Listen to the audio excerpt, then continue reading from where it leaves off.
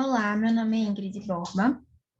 Hoje eu vou apresentar o trabalho A Costura Sensível de Nós, Partilhas Poéticas e Autobiográficas sobre a Docência Artista, que é parte da minha dissertação de mestrado, alinhavar poéticas têxteis e narrativas docentes sobre a formação inicial em artes visuais, orientado pela professora Luciana Borri e em desenvolvimento pelo Programa Associado de Pós-Graduação em Artes Visuais, o FPE-UFPB. Então, esse artigo, ele é parte, dados preliminares, do processo de produção de dados da pesquisa, onde eu uni procedimentos artísticos com procedimentos metodológicos de entrevista de pesquisa, partilhando 5 poéticas têxteis com 5 estudantes em processo de formação no curso de licenciatura em artes visuais. Para produzir esse procedimento metodológico, as indagações que nortearam esse caminho foram: como partilhar o sensível nas práticas de uma docência artista? Quais os sentidos eu posso construir a partir de dissensos narrativos na formação docente?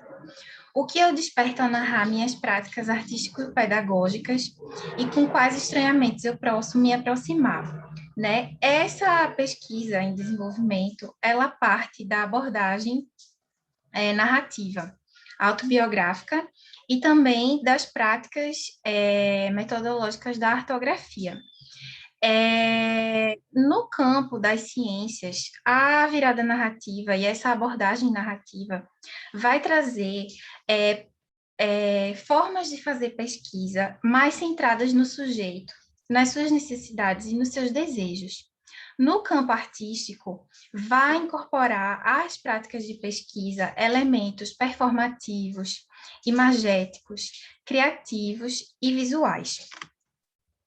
Então, Tatiana Fernandes, ela vai dizer que, a partir da virada pedagógica, os professores de arte, eles vão imbricar as duas identidades, tanto a identidade do professor quanto a identidade do artista, né? E vão entender o processo pedagógico como um processo criativo.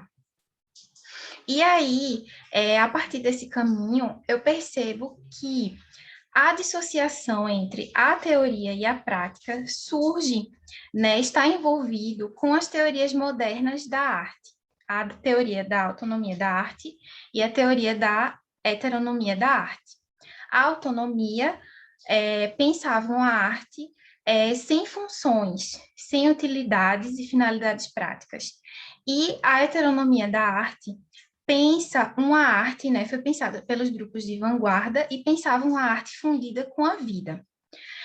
Na contemporaneidade, Nestor Garcia Canclini, ele vai observar que não seria tão interessante a gente pensar o que seria a arte, mas sim o que fazem os artistas.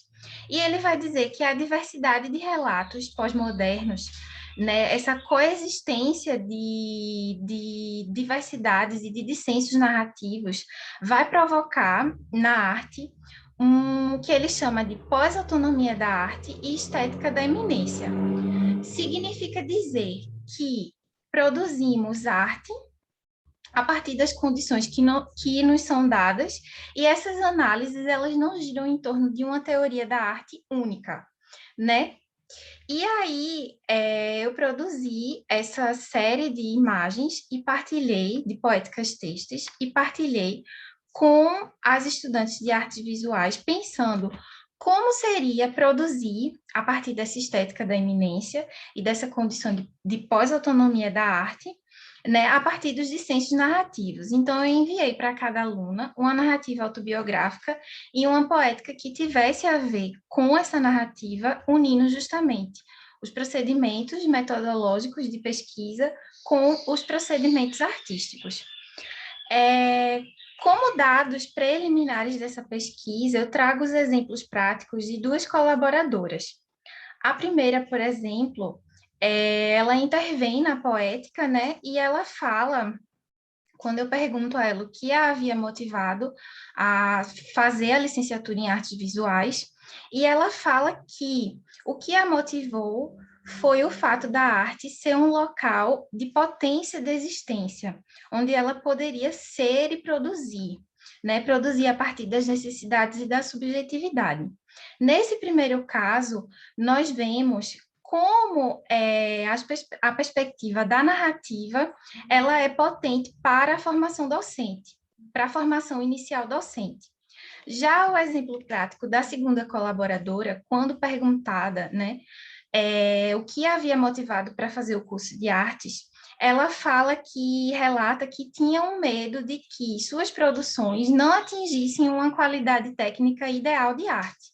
Então, nesse relato, a gente pode ver como as teorias modernas da arte ainda permeiam a formação docente, né? As teorias da arte como algo genial. Como isso ainda permeia a formação docente, como ainda é um processo da formação inicial fraturar essas concepções. O trabalho, né, ele continua em desenvolvimento, esses são os dados preliminares, e as próximas etapas dessa pesquisa é justamente interpretar esses dados e confrontar com a teoria para descobrir quais são os sentidos, né, mapear quais são os sentidos da docência artista que a gente pode encontrar a partir das narrativas dessas estudantes em processo de formação inicial.